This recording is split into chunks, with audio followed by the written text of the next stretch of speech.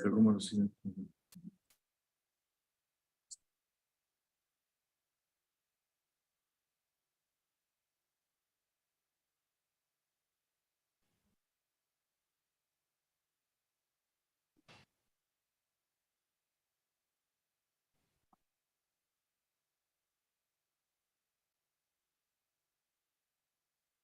Bueno, Michael se unió a Diener Diener en el noviembre del 2000 y ha sido miembro de la junta directiva desde el 2005, o sea, se ha asociado en el 2005 y es socio del 2011.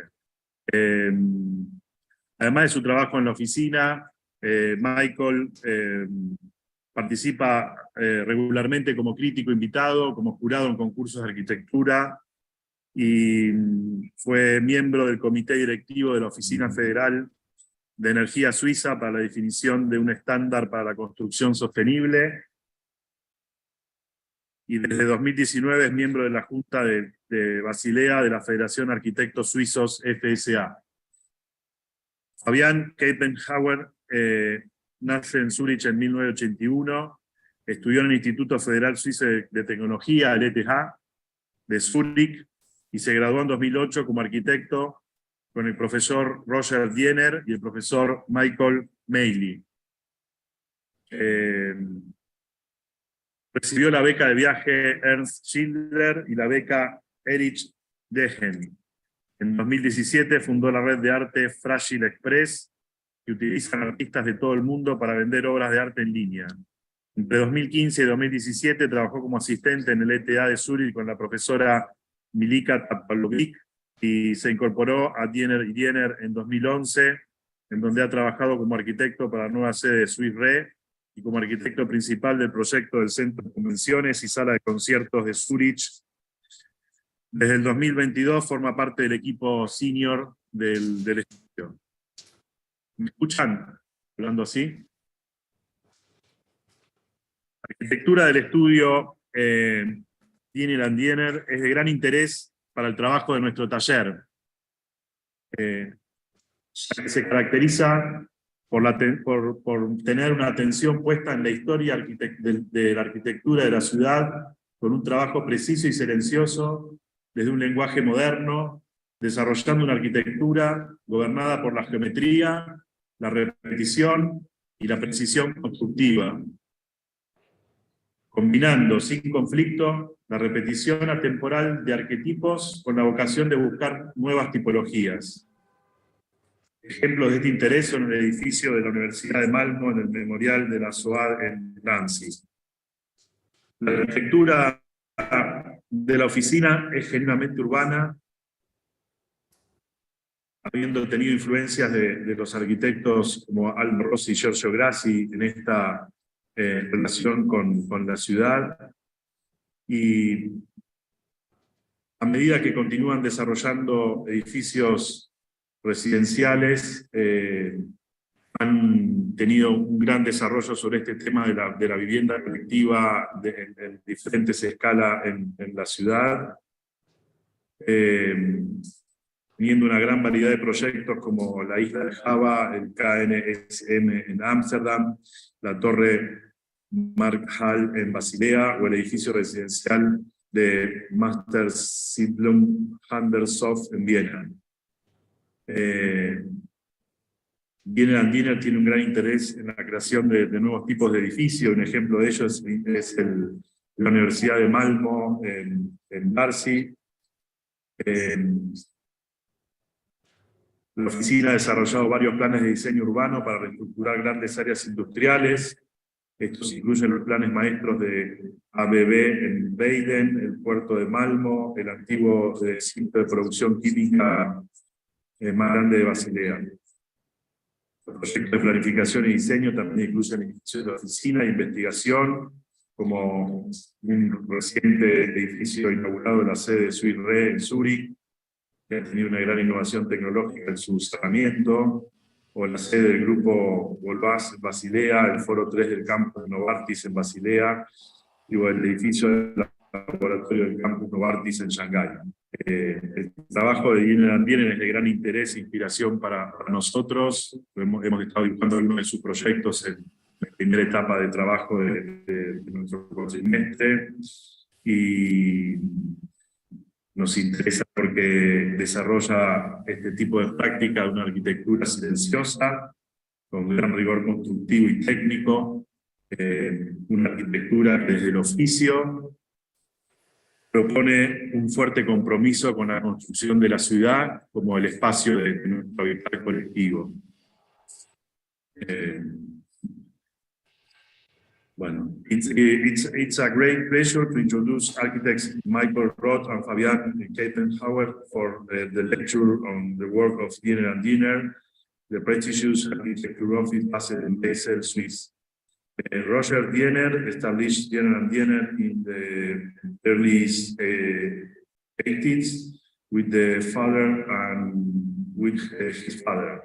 And just 4 years after joining the office, Marcus Diener Architect, the office, which was formally based in 1942.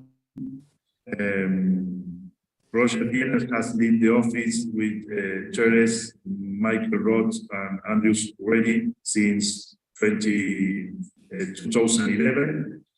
Currently, Diener Diener employs 50 architects from many different nations, and their office in Basel and Berlin. Currently, the studio with the two offices in Basel and Berlin. Roger Diener develops teaching activities related to the profession at the Ecole Polytechnique de Lausana, Harvard, Amsterdam, and the Royal Academy of Copenhague. And from 1999, he was professor at the ETH de Zúrich. Michael Roth trained as an architectural draftsman before studying at the Basel University of Applied Science and graduating as architect with Professor Michael Alder. From 1996 to 2000, he worked as a lead project architect at the Berlin office of Professor Hans Polkhoff. She joined Diener in November 2000, has been a member of the board of directors since 2005, and was made partner in 2011. In addition to his work in the office, Michael is regularly active as a guest critic and juror. Between 2011 and 2014, he was member of the steering committee of Swiss Federal Office of Energy for the definition of a holistic standard for sustainability. And since 2019, he is member of the board of Basel chapter of the Federation of Swiss Architects, FSA. Fabian Kiepenheuer, born in Zurich, and studied at the Swiss Federal Institute of Technology, ETH, graduated in 2008 with Professor Roger Diener and Professor Marcus Diener. He received the Ernst Schindler Travel Grant and the Erich Degen Scholarship. In 2017, he founded the art network Fragile Express, which is used by artists from all over the world to sell artworks online. Between 2015 and 2017, he worked as an assistant at ETH de Zúrich with Professor Milka Topalovic. She joined Diener Diener in 2011 and has worked as an architect for the new Swiss Re headquarters and as a lead project architect for the Zurich Convention Center and Concert Hall in Zurich too. Since 2022, he's part of the senior design team of the office.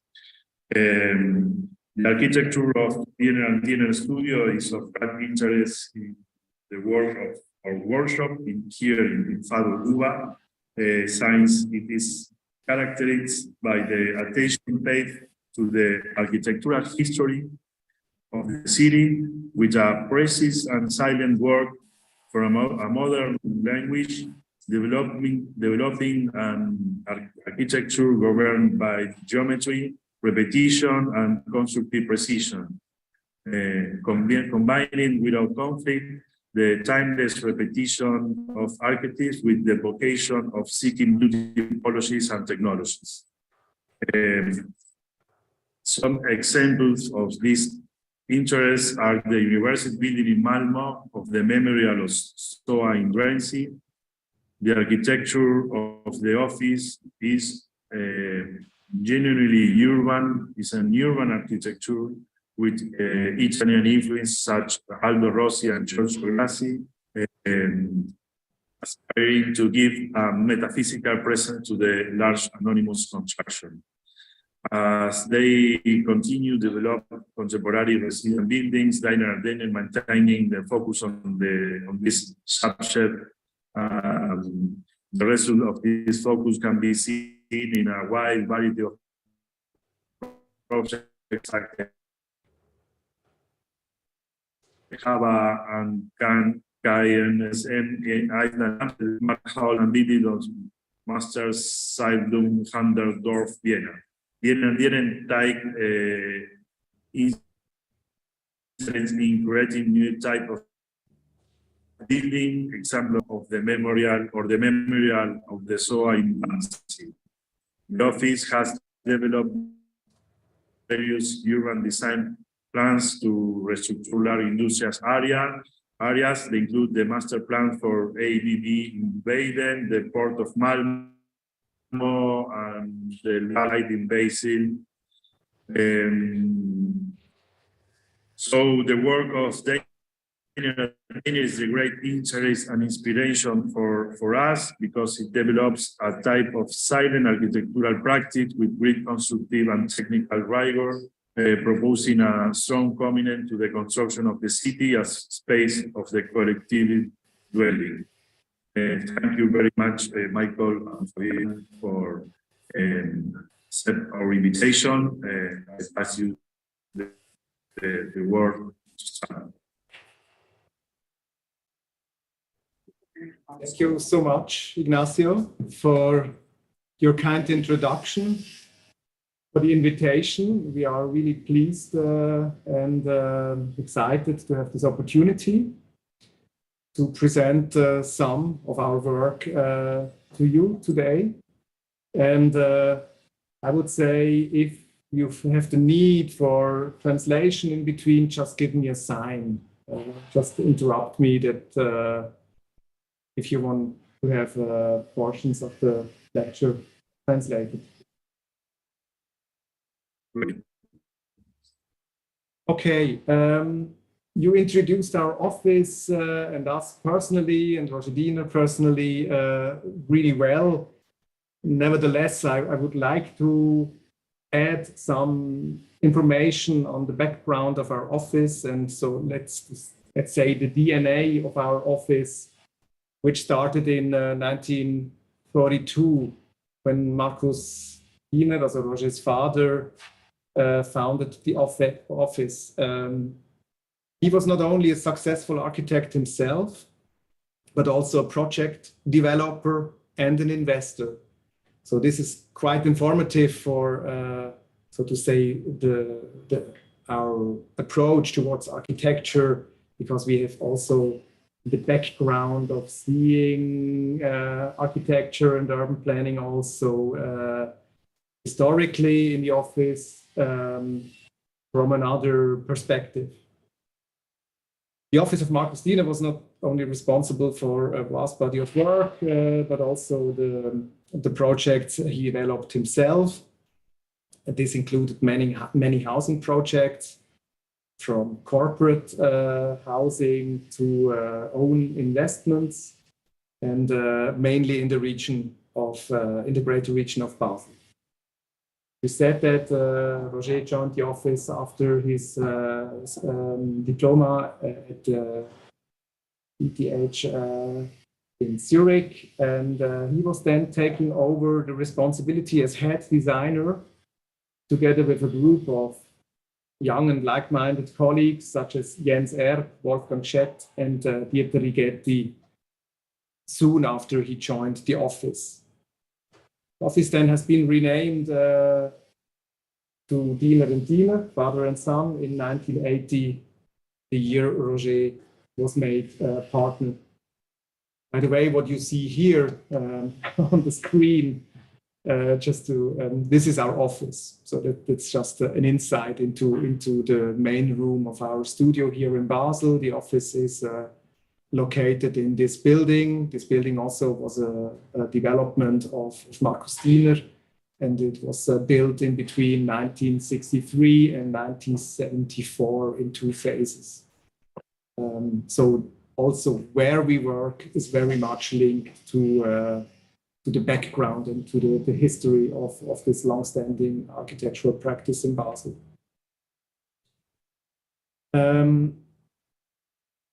Yeah, as you said, since 2011, the office is led by Roger, by Andreas, and Terese Erngaard, who runs our Berlin office, and myself.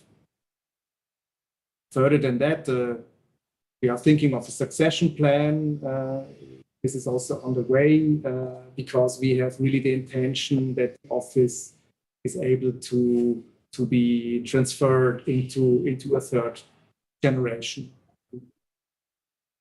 The core values of our office really reflect on the continuity of our work, our methodology, and also the work culture in our studio, which always, since Roger joined the office, had a very clear and strong focus on design.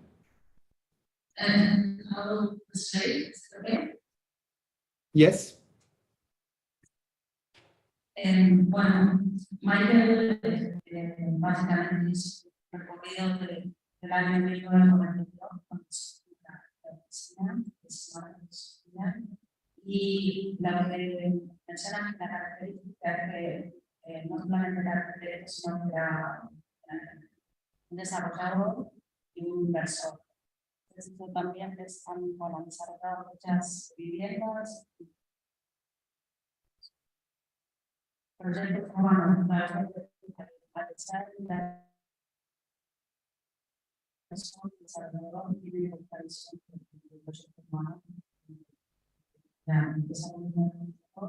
luego en el 1980 pues, la Academia Real son el padre y hijo. Eso básicamente, y esta es la foto de la oficina que tenemos.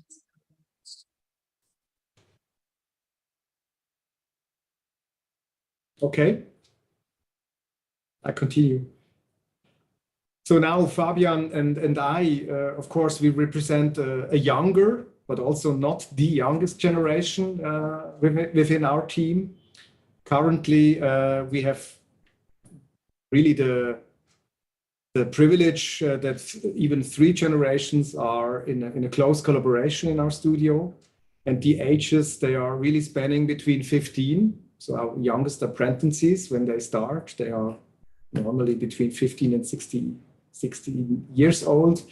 And to the older generation, which is in their 70s. So, I mean, we have almost 60 years age span in our office. We enjoy that very much. Of course, this comes also with some expectable challenges in between the generations, but much more so, it provides us with an enormous potential generations learning from each other. So what you see here is a selection of publication over the past decades, because Fabian and I have not been personally involved, especially in the earlier of the selected projects which we will present you today. So we also needed to rely, so to say, on these publications, partly at least, because these publications, I mean, as architects, we grew up, and these publications and the earlier projects of Diener Diener have been very formative in our own education. So we grew up with this background. Amongst these publications, I would like to highlight the latest one, which is called Housing, a comprehensive research on housing projects of our studio from its beginnings in the 1940s, also including projects of Marcus Diener, to today. This has been published by Martin Steinmann, Bruno Marchand, and Alexandre Aviola in 2020, so to Roger's 70th birthday. Late Martin Steinmann, he died after a long illness last year. He was an architect, a publicist, and a teacher at the EPF in Lausanne. He was a close friend of Roger, a close friend to our office, a companion and a long-time observer and analyst of our work. And his academic contributions to our work are really invaluable. So I would like to mention that his important role he took.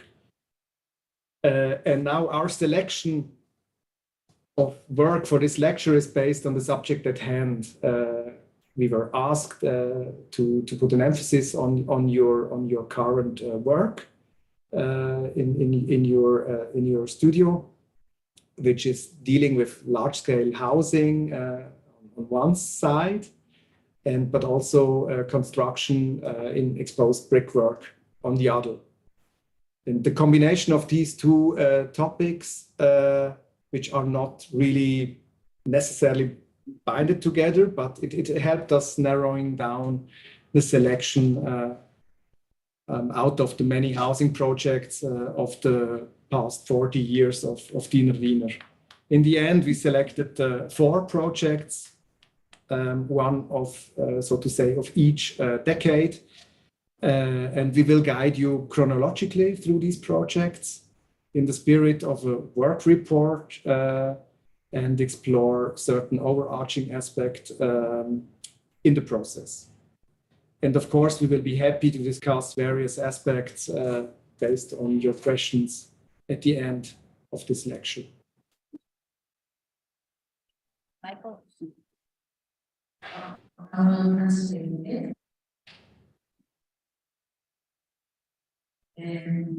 Bueno, como es el tema de la hoy en día, la oficina, desde la sala de 17 años a la más mayor de 70.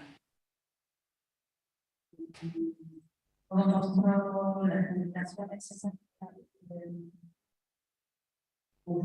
usaron publicaciones de la última década,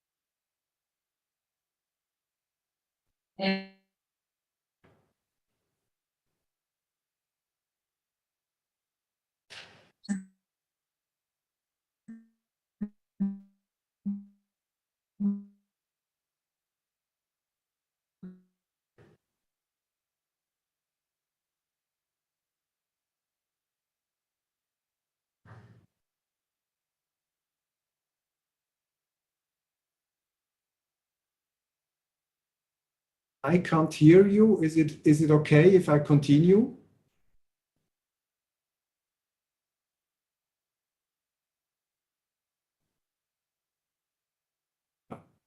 Connection was lost in between. Yes, continue, please. Okay, I will continue. So we begin our tour with the first project of Diener and Diener. So to say, the forming project of the new office. and Roger Diener's first major project in his responsibility as partner and lead architect of Diener Diener.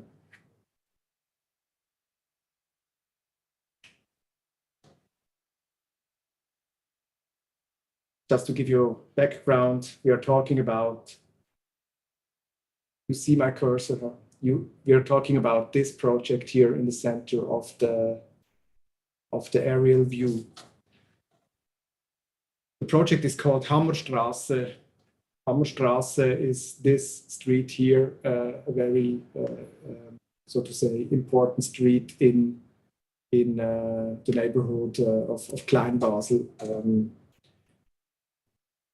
The Hammerstrasse is a subsidized housing project, and it's located on a former industrial area in Basel's Matthäus, which is in the north of the city. The Matthäus is a typical Gründerzeit neighborhood, 19th century neighborhood, characterized by blocks, as you see. With a density of approximately 16,000 inhabitants per square kilometer, it is Switzerland's densest populated area. It has traditionally been a working class area of the city, located close to the major production plants of Basel's chemical industry, which has emerged in today's pharmaceutical industry and the main source of Basel's wealth until today. The project was a main driver of a substantial betterment of living conditions in this underprivileged part of Basel, yet still prevented many side effects of usual gentrification processes, such as driving out the traditional demographic or rise in real estate prices. So this project didn't result in these usual processes. It encompasses half a city block. You see here the traditional block. It's really consisting of half of it, and replaced the former production site of galvanized metalware, such as garbage bins. It was a very famous garbage bins which were produced there until the 70s. Every household in Switzerland had one of these. So originally, back in the days. They ceased production in the 70s, and based on that, this project has been developed. It complements the existing block, which was already there, with this typical ateliers in the back, workplaces in the back, forming a U-shape building with 3 wings here towards the north, and differentiated corners. We come to that later, and most importantly, an alleyway, publicly accessible and allowing for much needed free space in the very dense surrounding. Along this alleyway, a row of atelier houses, which you see here, tie in with the tradition of light industry and artisan production inside the pre-existing 19th century blocks. You find them, you see them here in all the blocks around, also here. It's a very typical condition of Basel's 19th century city. Following the tradition of combining living and working within a short proximity of an urban block. It also allows for transparency in the phenomenal definition of Rowe and Slutsky, with the urban structure and therefore as well leaning towards tendencies of modernist urbanism. The design of this first project, with its approach in combining qualities of late 19th century stone city and early 20th century garden city, has met a considerable international recognition and was a strong influence on architects and architecture students of the time, including myself, and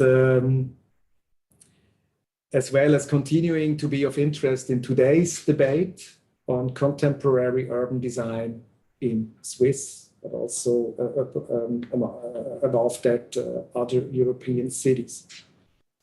The project, this consists of 3 tracts with differently organized apartments, which I now will present you in detail. Shall we make a break for translation? Or should I continue? Yes. Bueno, empezamos por este proyecto de viviendas que se ubica en una zona industrial de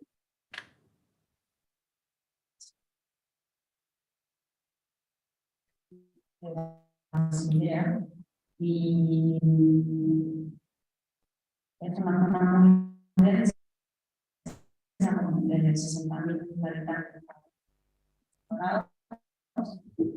Es zona muy obrera.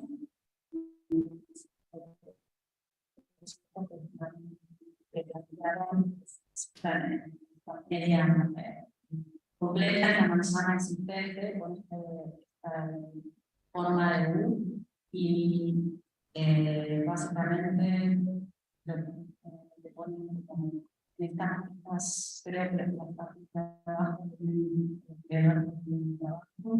entonces uno de los temas era cómo combinar la vivienda con el trabajo.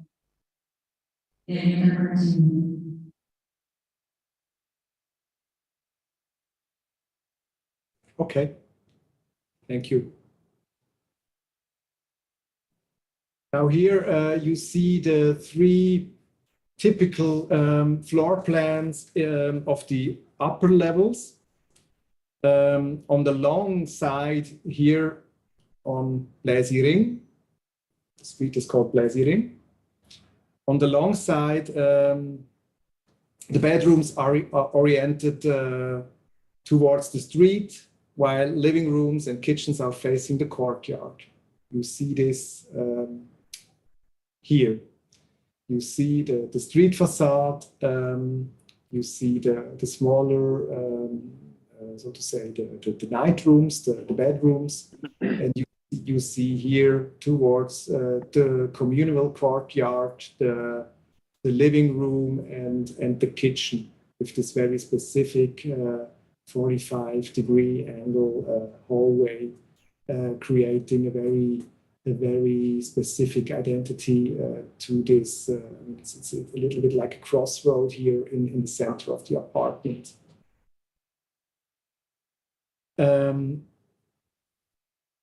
The rooms here, the collective rooms of the apartments are opening up towards the collective space with large windows and those verandas. We'll come to this later.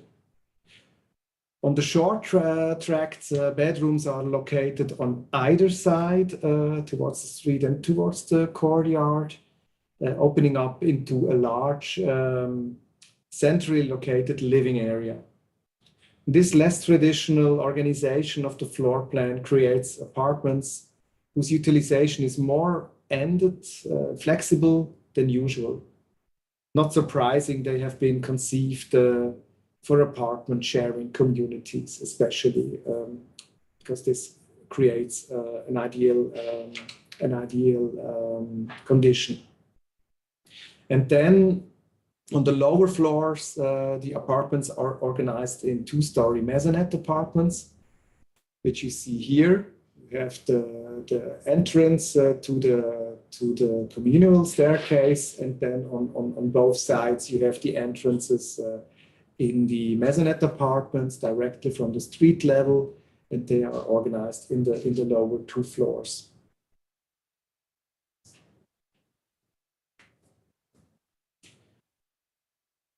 The building is so divided in 2 main parts in its section. 2 lower floors with maisonettes and 3 regular floors with the presented varied flats. This general differentiation is also reflected in the facade. The lower floors of the street facade can be considered as a pedestal, articulated with grooved concrete in relation to building bases as often found in the 19th century neighborhood. Rising above this street level are whitewashed brick walls with uniformly configured square-shaped windows. The use of the brickwork reflects the heritage and characteristics of the surrounding quarter, but also the former function of the site. The two corners are both mainly glassed, but have different expressions. Whilst the northeast corner, which you see here at the distance, with a layer of balconies in front of the full-height windows due to the larger apartments here in the corner. The northwest corner, which you see here in front, with its one-bedroom studios, is rather expressive and might recall constructivist buildings of the 1920s. Just for reference, I show you the two different scenarios of the corners. Here you see the west corner with the small apartments, and here you see the large apartments with the balcony here, but also large glass windows here on the east side. I think I also make a break for translation.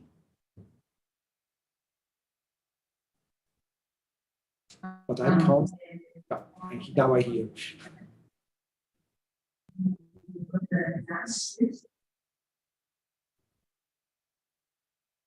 The plan of the picture before Can you put the slide with the plans, please? Of course. Here, yeah.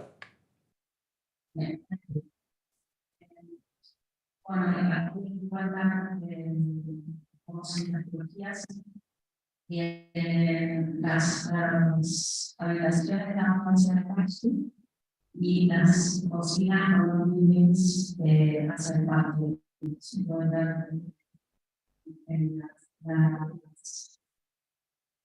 las habitaciones están en la parte de abajo. Pues, en la parte de los pisos más bajos tienen un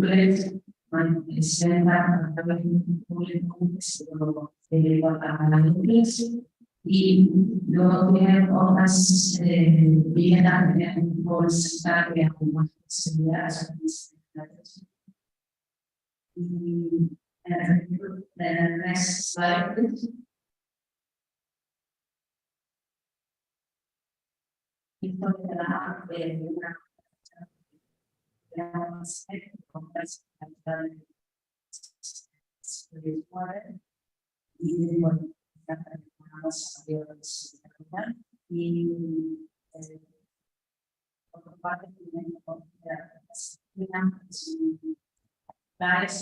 Al no son unas viviendas amplias es una vivienda chica de fachada de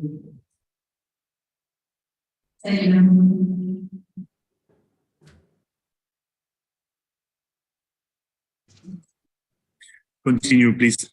Okay. What you also can see here on this slide is the accessible roof, which next to the courtyard also provides important free spaces for the inhabitants of the building, and is accessible for all tenants of the building. Now the courtyard facade is very different from the street facade.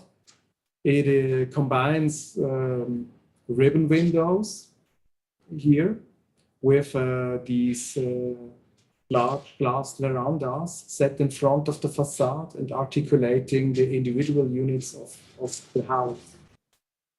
Whereas the maisonette apartments on the lower floors have their designated portion of the garden, the rest of the courtyard, such as the roof, are communal spaces to be used by all residents of the building, with a direct access from all staircases, as you can see here. So you can directly access the garden in the courtyard from all the apartments.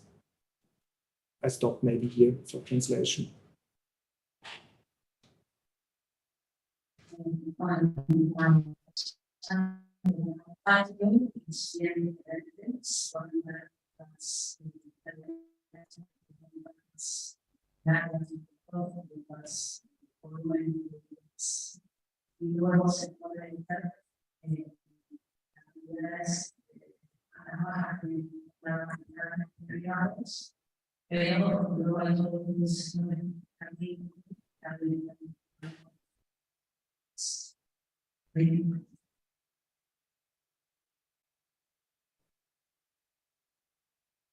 Okay.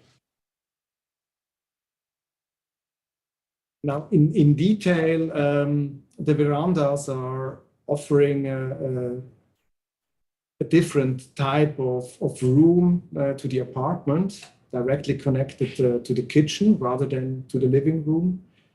And they also structure the facade and create the depth to it.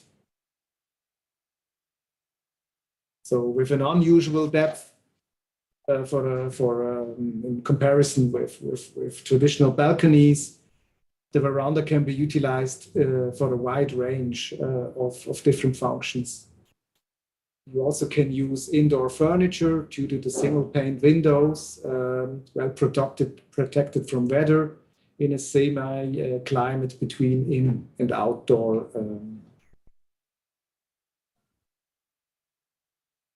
Stop for translation.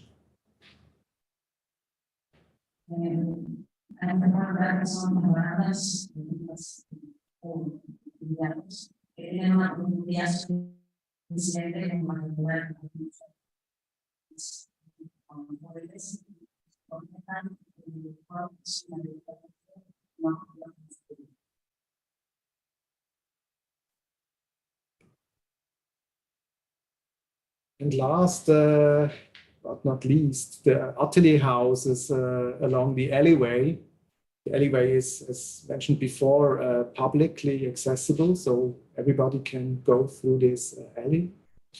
The atelier houses are self-standing units, row houses with their own addresses, directly accessible from the public space. But still, they are an integral part of the communal setting of the ensemble. So interestingly, in today's debate on affordable housing, which this is in European cities, subsidized or not, is the fact that this project has been developed by an institutional investor, a public pension fund, which is quite common in Switzerland. Today, such projects, affordable housing especially, are considered to be mostly possible as a result of cooperative housing developments. We believe that given a proper brief and vision, affordable housing with a high quality of living still can coexist with a moderate profit-driven housing development. And we think that after now 40 years, that this project, which has been carefully renovated 3 years ago, by the way, it already had his first life cycle, so to say, behind it. And it still works the way it was intended and conceived 30 years ago. And the next projects we will show you today and explore, they were developed in similar constellations. Stop.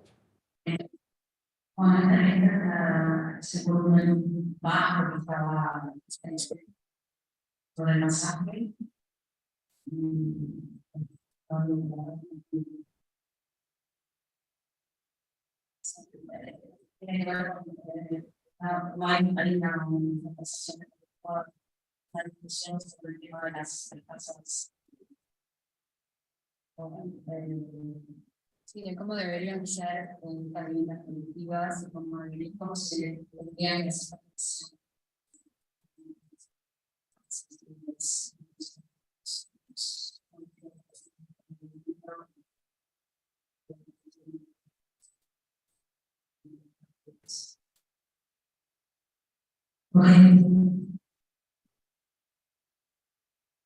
I continue? Yes, yes. Okay, thank you. So now the second project is roughly 10 years later, after Hammerstrasse. We are now in the 90s, and we were able to realize then another major transformation and urban revitalization project in Basel.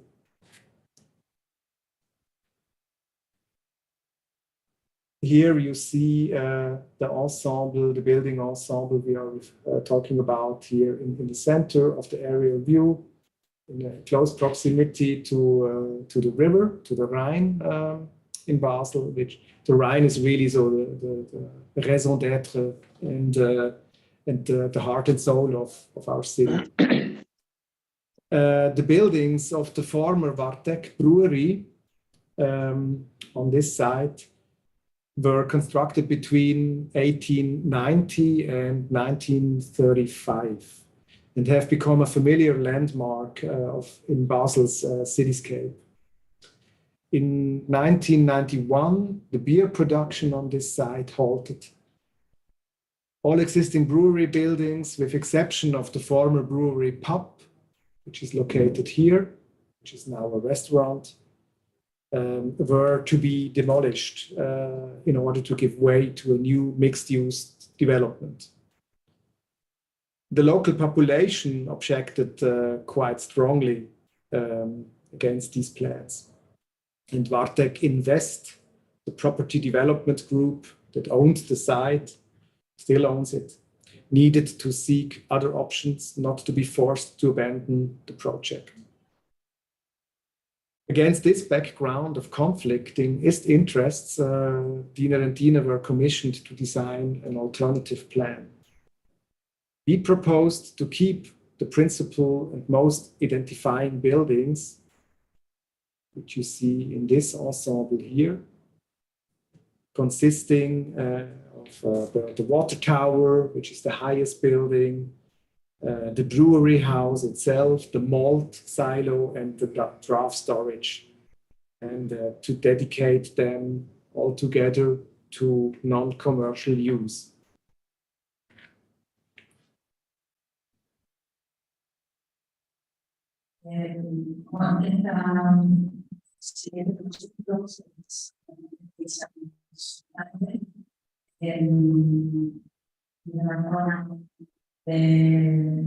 Sana de Berlín,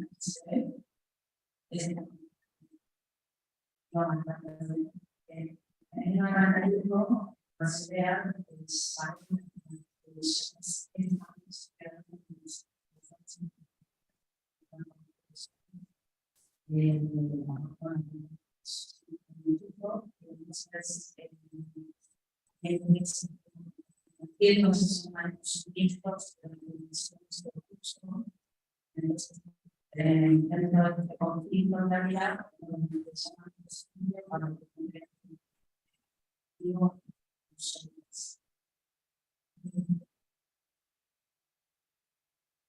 Okay, thank you. This resulted, of course, in a revised scheme that combined new construction here with these two blocks, with renovations of the existing buildings. Here is brewery ensemble, but also, of course, the former pub. In order to guarantee the cultural activities in this combination between housing, commercial areas, and cultural areas at a low cost, with a reasonable commercial calculation for the rest of the project as a whole, The brewery buildings were excluded from the cost and density calculations of the overall project. This has been carefully negotiated also with the authorities. They needed to allow for this, so to say, surplus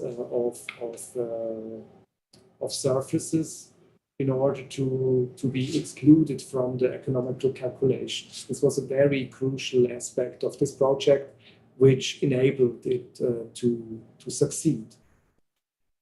The cultural activities of these buildings should only cover the price without return on invest. So self-standing operation, just covering its own running cost. A collective of artists and artisans were offered a permanent lease at an inexpensive rate and they founded the Werkraum Wardegg PP. PP standing for permanent provisional. Wardegg PP is best known for hosting the alternative art fair Liste in summer. It's happening again in 2 weeks. And became, over and above this, a vibrant site for cultural production throughout the year. The new development complements the existing parts with the former brewery on the plot and maximizes the allowable surface area in only 2 volumes, which are 5 stories in height each. The resulting high density allows for an appropriate economical solution. I think I stop here.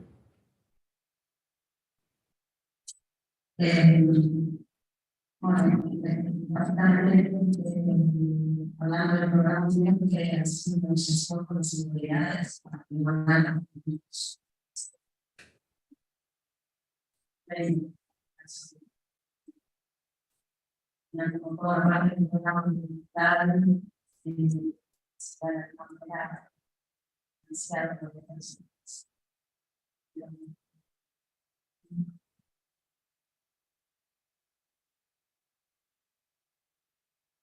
en persona cultural y comercial para generar una cohesión económica que haga que el proyecto funcione. Claro, es un equilibrio entre la parte cultural y la parte comercial como para que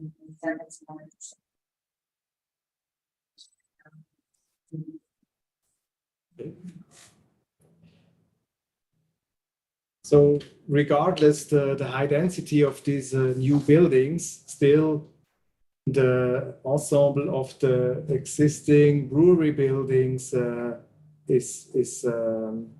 remains the landmark and tops out against the new buildings and remains visible from afar, and especially also from the riverbank of the Rhine, which is really important because this building is such an important part of Basel's cityscape and skyline.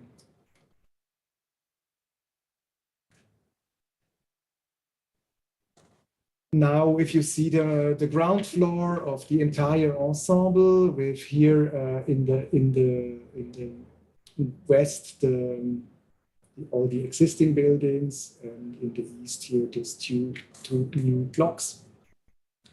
Along Grenzacher Straße, it's the street here in the north, which is the main street of this neighborhood. A greenish-gray block accommodates retail services on the ground floor, offices on the first upper floors, and then housing for elderly people on the top 2 floors. We will focus now today on the residential building here in the south, which is organized around 6 entrances. You see here the 6 staircases. The main addresses are organized around the courtyard, but they are also, here in these cases, they are also, in all cases, they also have a second access from the outside of the block. 12 atelier units, which you see here against the brewery ensemble are facing this square opposite the water tower, which generates a neighborhood between the cultural activities in the brewery building and the studios for artists and artisans in the new building. In daily life, the doors of the ateliers here are often open, allowing passers-by and especially also children playing here on the square with a fountain to take notice of the various activities on site. It creates a very lively atmosphere. And children also learning in today's society that there are also people working with their hands, yeah, which is not so common anymore to be visible in daily life in a city. Oh, sorry. And by moving the street facades here, sorry, wrong cursor, here behind the existing building lines, you see this here and here, the usual block structure of the neighborhood was dissolved in favor of generous spaces to both sides of the building. The urban qualities are drawn from the surroundings into the site, and the spacing between the buildings as well as passages through them, as you see here, keeps the density built permeable to the adjacent streets. The distances between the restaurant and the offices, for example, here is only 10 feet or 3 meters wide and feels like an inner city alleyway. I stop here.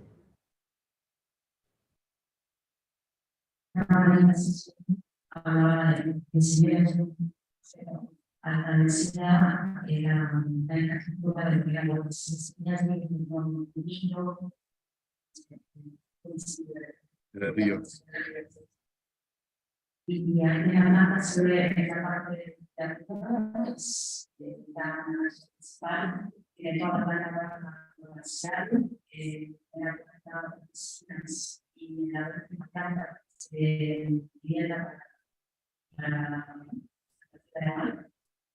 luego la presidente de la asesoría del programa cultural tiene esta calle de animales para ellos lo que hace la asesoría de la arquitectura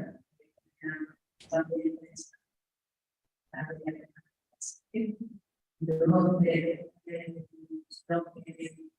los patios también desde la calle lo que hace es que no avance como en el pasado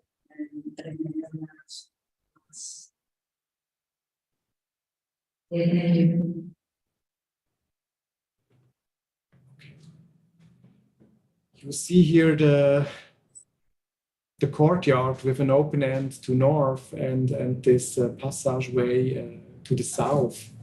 It encloses a courtyard without making it private. Unfortunately, this I mixed up here. This is the appropriate image to that.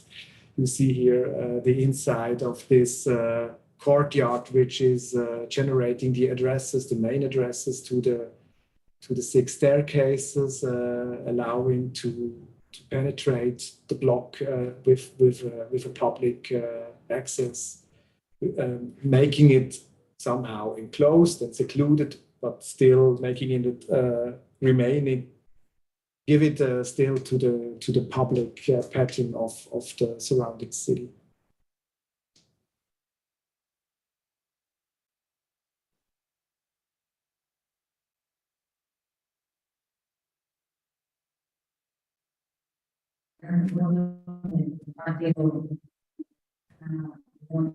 Viviendas,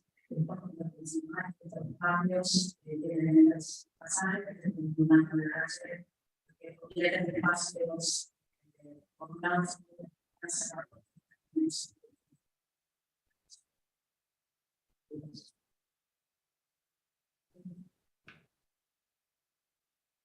And most important in this overall urban planning scheme is we really wanted to generate an ensemble of these various buildings. And the continuous paving you see here on the floor of the white spaces between the buildings and on the square weaves the ensemble into the space of the city.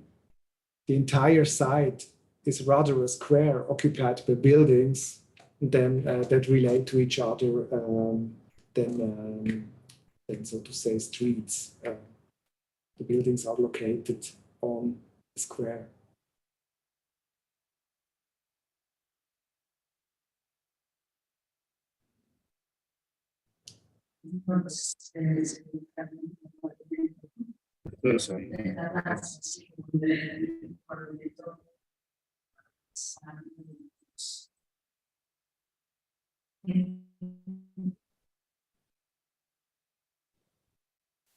You also see this in this photo, and the separation of what's inside the project, for example, in the courtyard we have seen, and what's outside the project, the street surrounding it, was also overcome by wrapping the building all around with clinker bricks of varying shades of dark red, relating the compact volume firmly to the paved ground, but also relating this new building to the adjacent brewery.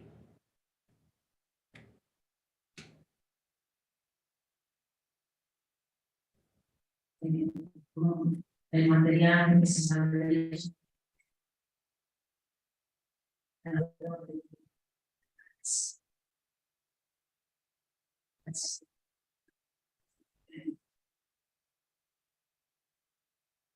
la visualidad en fachada hacia la calle con materiales pintadores.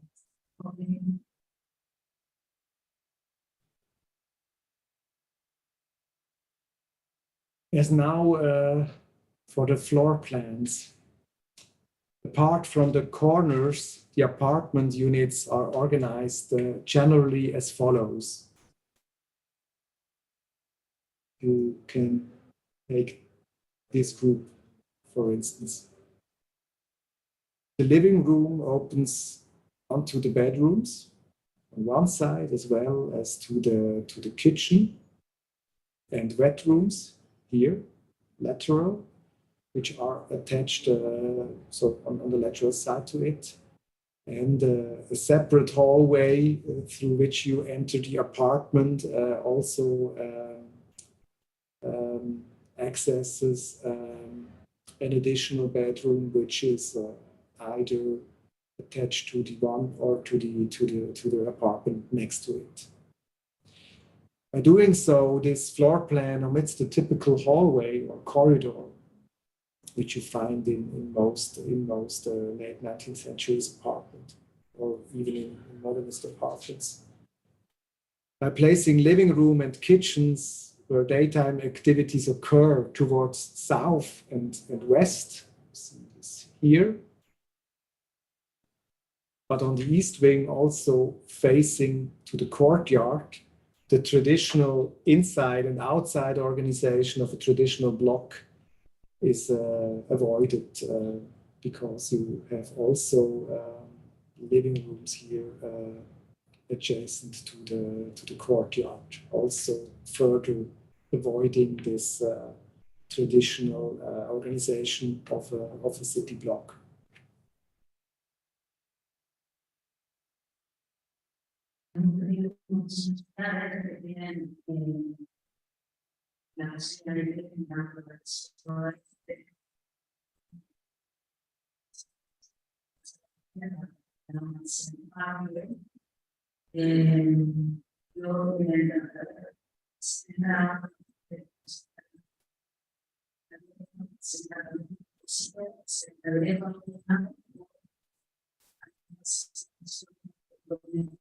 Son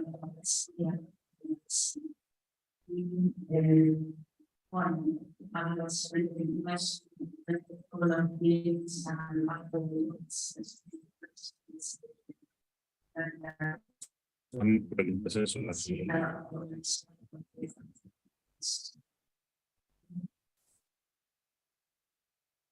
And also you will recognize that the apartments, they have no balconies. 33 separate roof gardens are available to individual residents on a rental basis on the roof. While the corners of the terrace, which you see here in the foreground, are common spaces usable by all tenants of the building. And from this roof, you have a very beautiful view overlooking the city and also overlooking the river.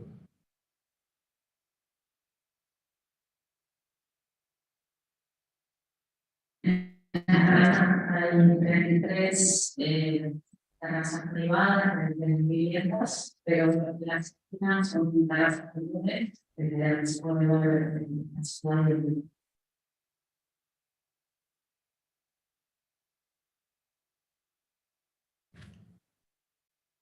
And the facades, they take the forms of basically of walls in dark clinker bricks into which large windows have been incised.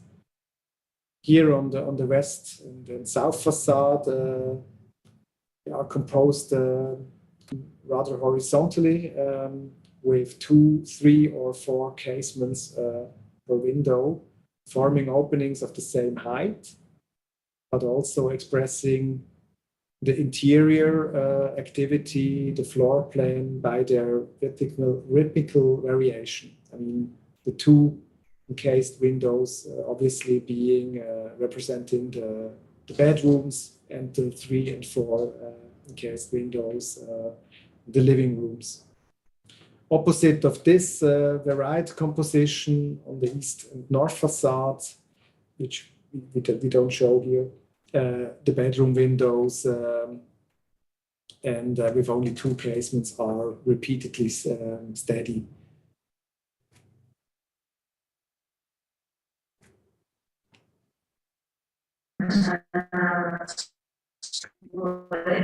de las Berlín, donde tiene estas aberturas de 2, 3, sí, 2, 3 y 4. Desde antes de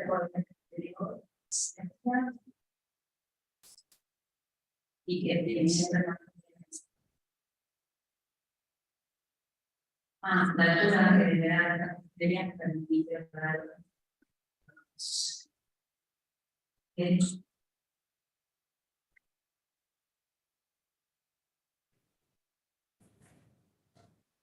So in view also of the balcony, the large windows of the living rooms, they can be opened on either side.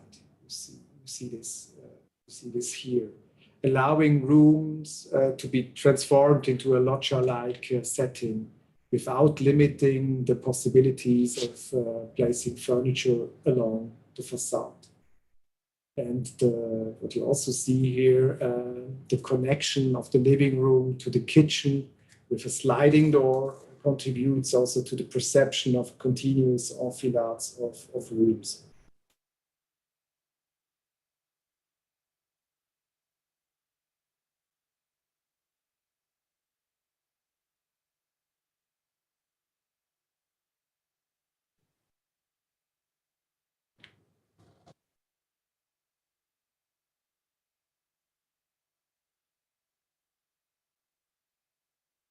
I can't hear you right now.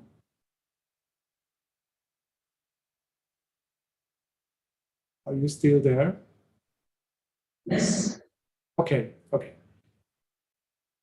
So now here you see so in a nutshell, this Vartek plan, it is really as simple as it's compact. And following this project, we modified and further developed this prototype in various projects over the following years. And I like to show you 3 of these variations for housing projects in the Netherlands. We did others, but I focus on projects in the Netherlands. On one hand here, the project Ignacio also mentioned in the introduction, the residential buildings on the KNSM and Java Islands in Amsterdam. It's a competition in 1995, which we won, and the projects were completed in 2001. They're consisting of 2 buildings. The long building here with 172 apartments. Here you see the ground floor and then the typical floor plan. I will not go too much into detail, but you recognize here, this is a variation of this floor plan, but introducing a rather open hallway between the quiet rooms here and the day rooms. And also, I mean, with the same concept of the kitchen aside, with the bedrooms aside of the living room, but also here integrating a layer of balconies, which is but integrated in the building volume, which you also can see here with a single glazed glass panes.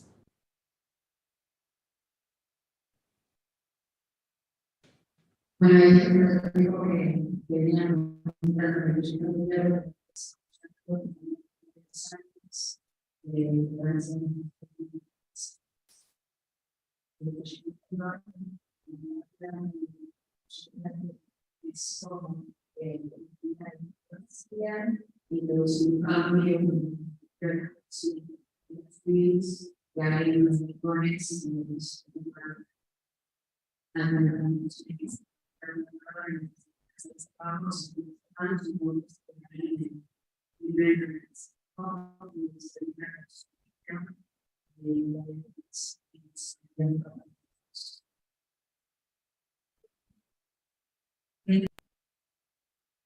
And then, excuse me?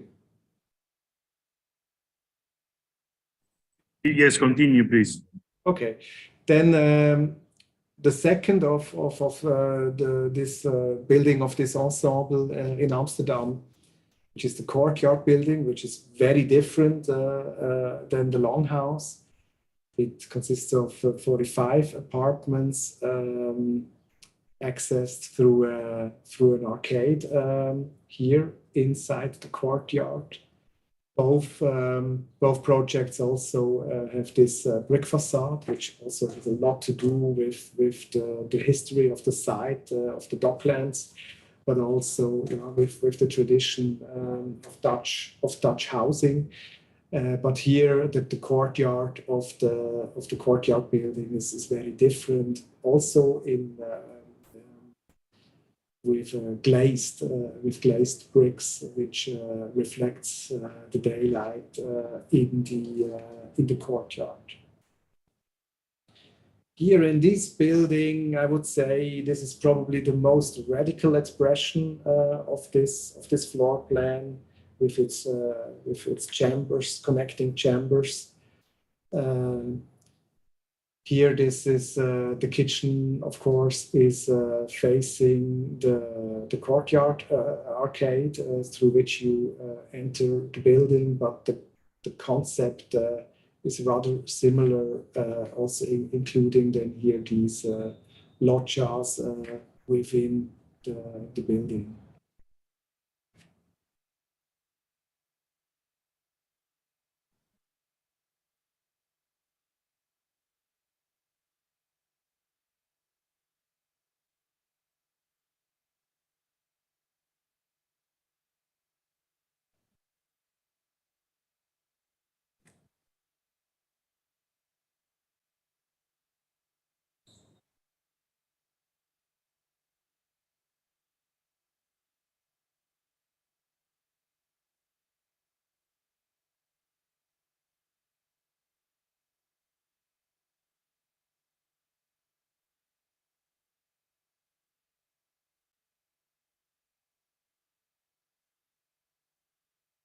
And so the last building of this little excursion of our Wartec floor plan is a project in Ippenburg in The Hague, also Netherlands. Competition in 2000, built between 2000 and 2003. This is a part of a larger master plan by West 8, in which we could participate. We were able to build 145 row houses with gardens, but also 4 high-rises with 44, in total 44 apartments with loggias and roof gardens. 4 high-rise buildings within this master plan are in itself a variation of the traditional Dutch row house type, which is, so to say, a genetically modified type extruded into the height. Here, because of the particular narrowness and depth of the floor plans, the kitchen has been shifted back to the end of the living room, but you still see the variation of the floor plan of Wartec, but also here including the loggias within the building volumes. I mean, this very radical approach of omitting balconies altogether, which we did in Wartec in this very dense inner city constellation, with then the compensation of the roof gardens. We, so to say, this was the only project we did that. In the other projects we included these interior loggias, but still within the volume of the building.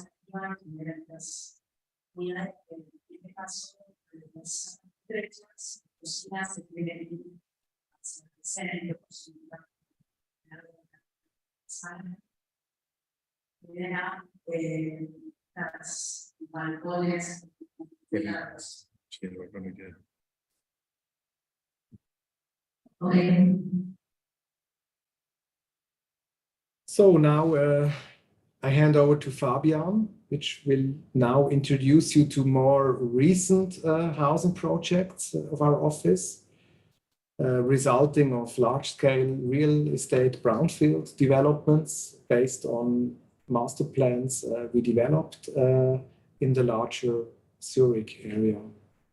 Fabian, the floor is yours.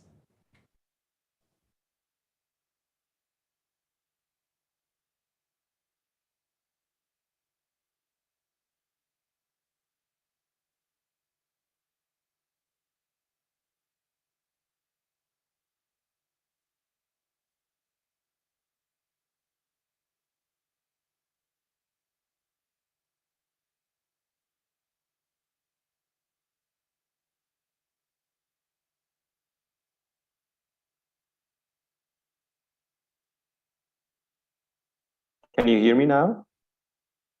Yes. Yes. Very good. Thank you. Sorry. No problem. So the next project, Markhof West in Zurich, was a close cooperation with the total contractor. Michael, you have to switch the slides because, yes, thank you very much. The volumetric form and setting of the building emerged from an urban master plan in collaboration with the Swiss architectural office of Liss and Martin Bösch, which was won in the year 2000. Maybe, Michael, you can indicate a little bit what I'm talking about because my cursor is offline. Maybe you can show the whole district and our project. The Maag company produced gears and pumps on the former site between 1913 and 1991. Over the years, industrial activities on the site declined, allowing the city to grow westward. The building stands orthogonally to the track fields of Zurich main station and has 10 floors and a building length of 140 meters. The building forms with the neighboring building a landscaped courtyard, which is open to the track field, accessible through high passages. The park forms the center of the new area. Next. Este es un proyecto del 2013, también tenemos un máster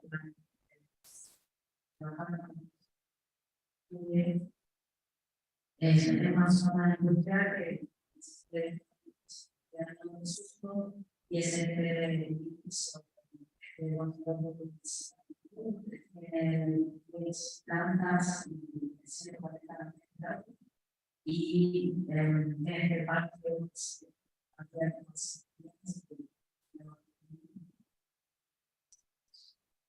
Thank you. Can I continue? The courtyard has a landscape dimension with the surrounding buildings, which have a horizontal silhouette. In the language of the formal industrial area, it forms the center of a wheel train. Like a wheel hub, the courtyard with spokes centers the new urban district. Paul Klee's, maybe you can switch, Paul Klee's painting radiation and rotation was used in the competition to express this mechanism. Next. The residential building with a total of 171 rental apartments provides access to 3 apartments per floor and staircase in accordance with the tradition of housing estate. 1 3-room and 1 4-room apartment each enclose a smaller 2-room apartment. The 2 larger apartments are orientated to 2 sides. The smaller apartment is orientated on the side to the west. The special feature of the apartments arises from the handling of the large building depth of almost 19 meters. The living rooms of all apartments have an extension to the west to the continuous balcony. The living room itself forms the center of the apartment large hall.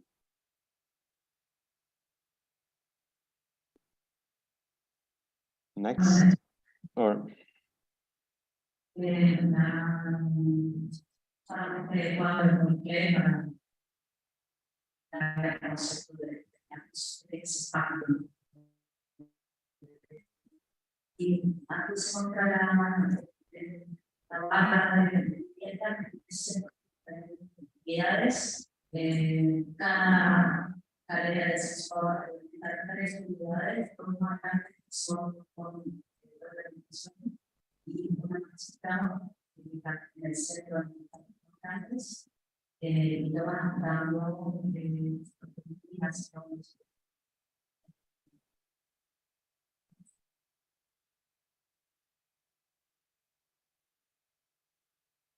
on the first floor, there are 24 narrow residential studios, which are orientated on both sides and have individual entrances. Their 2-sided orientation allows for studio use to face the urban street on one side and for residential use to relate to the quiet courtyard. Next. Hay 4 estudios hechos que tienen órdenes y tienen acceso directo a los estudios a la casa de padre.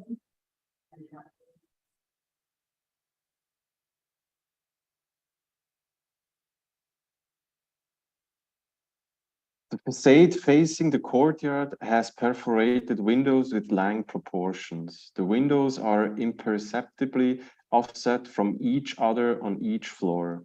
The raised sand-colored clinker bricks appears flat and through its color nuances and surface gives the strictly structured facade an industrial roughness and robustness. The clinker bricks become more like sequins of a dress and are not integrated into a tectonic principle as a knitting pattern. The ornamental window parapets of semicircular ridge tiles are tucked into the window reveals. They are imitating traditional garden walls from the 19th century. The first and the second floor are combined into a two-story base, which ends with a cornice in concrete.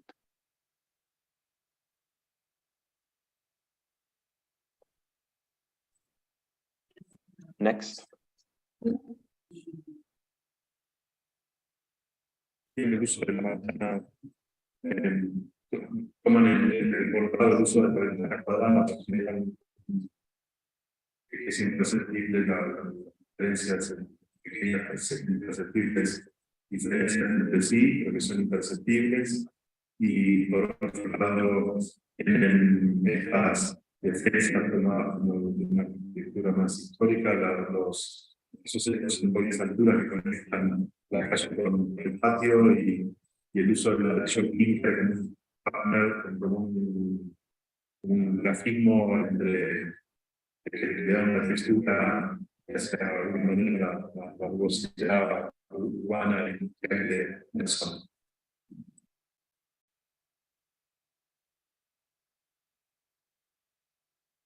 The balconies on the west side are continuous. The translucent concrete parapets are having the same motif as on the side of the courtyard. They are emphasizing here the longitudinal dimension of the building.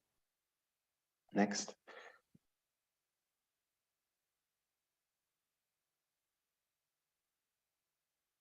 The parapet elements between the first and the second floor are connecting to two floors to form a base. In addition, the facade supports in the base are Los balcones en la cara este son corridos y son de este hormigón, estos premoldeados, este hormigón. In addition, the facade supports in the base are square and connecting the two floors. In the upper floors, the supports are elliptical and structuring the facade between the balconies in a regular rhythm. On the side, the clinker bricks appears in the rear facade of the loggias.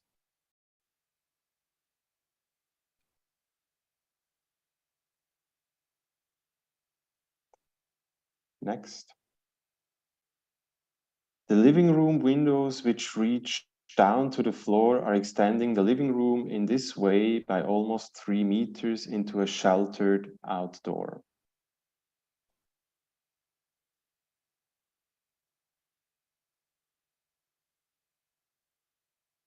Do you want to translate?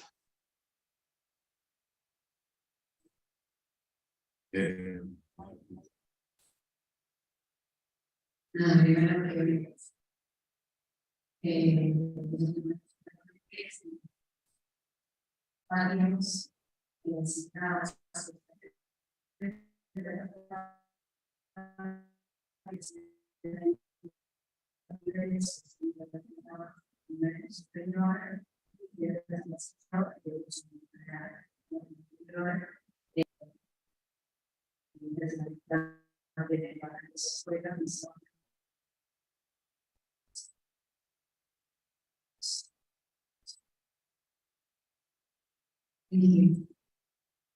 Next. The next project emerged in 2013 from an urban planning study commission for a design plan on Areal Bülach Nord.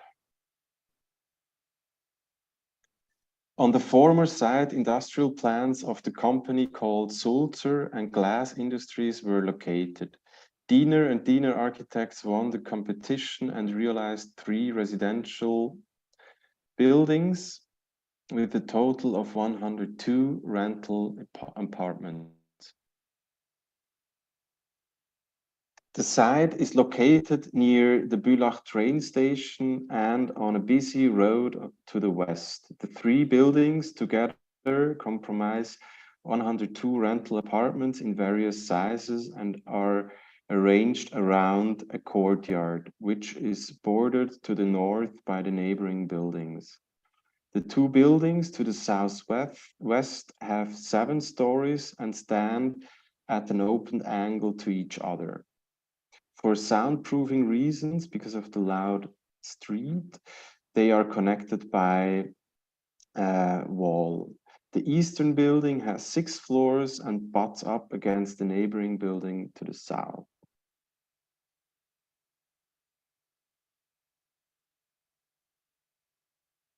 Translation?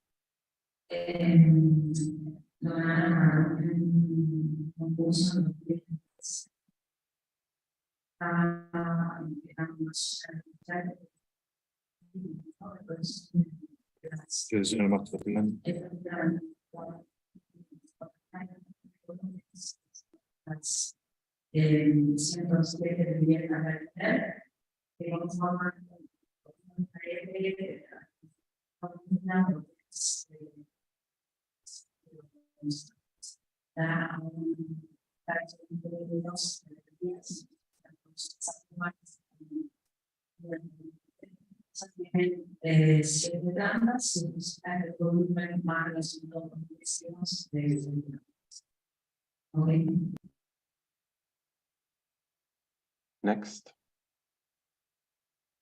The floor plans are based on the principle of Ernst Göner's system G2, in which rooms are located on both sides of a corridor with the open living room to the vestibule.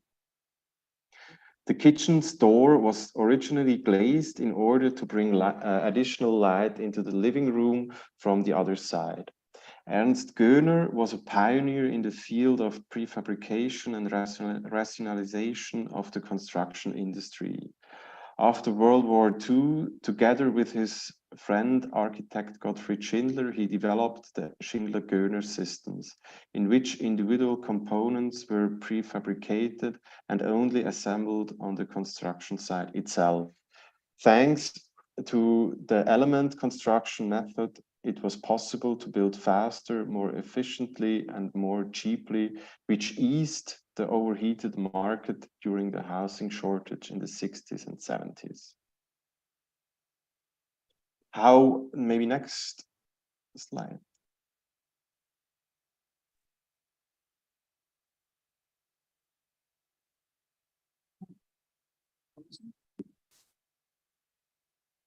Next slide.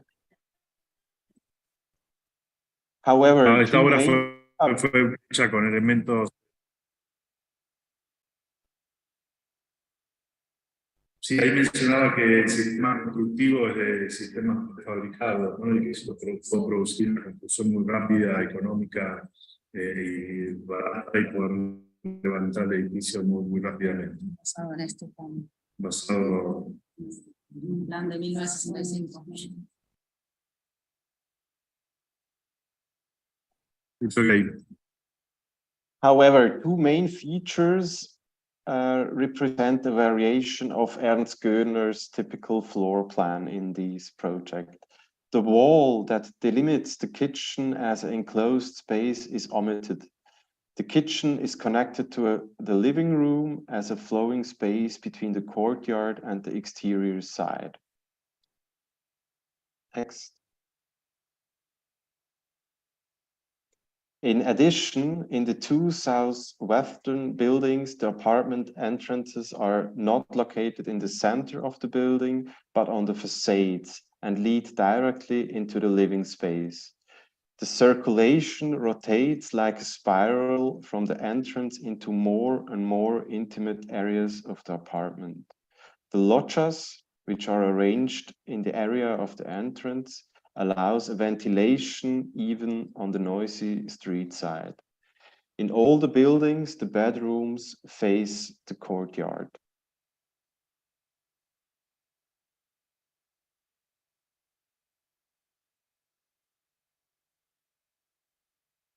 On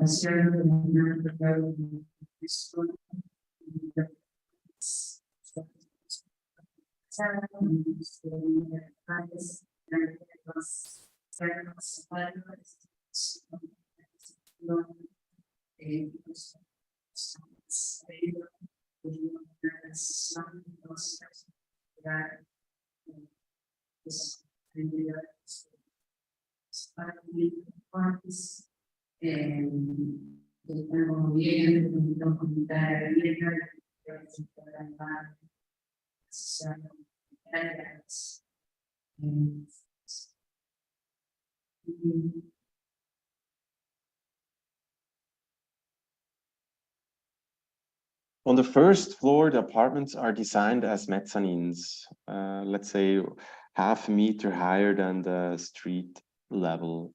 A hilly topography provides additional protection from views from outside to the inside. Next. The facades of the two southeastern buildings are structured towards the courtyard by vertical pilaster-like bands of white mud brick. In between are floor-to-ceiling French windows. The balustrades are artfully twisted and create a visual flicker. Next.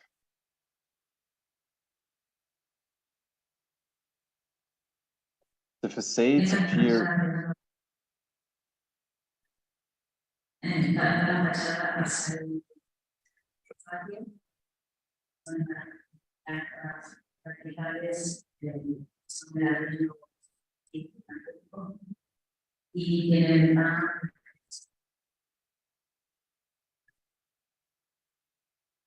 Normal conference test.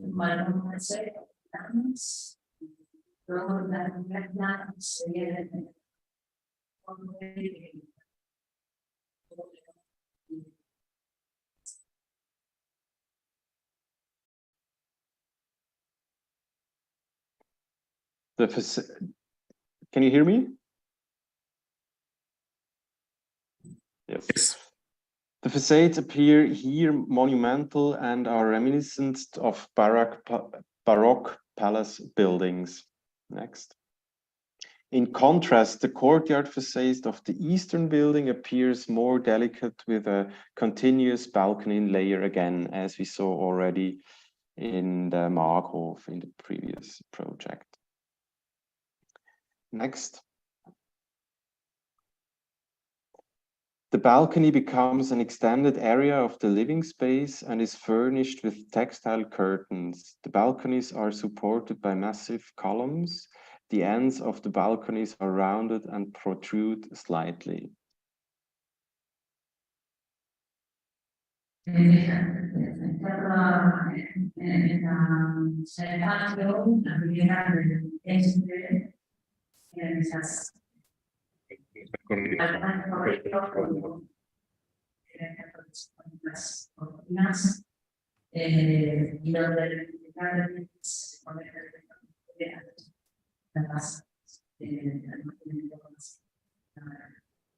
Busca un contacto con el otro edificio. Vertical.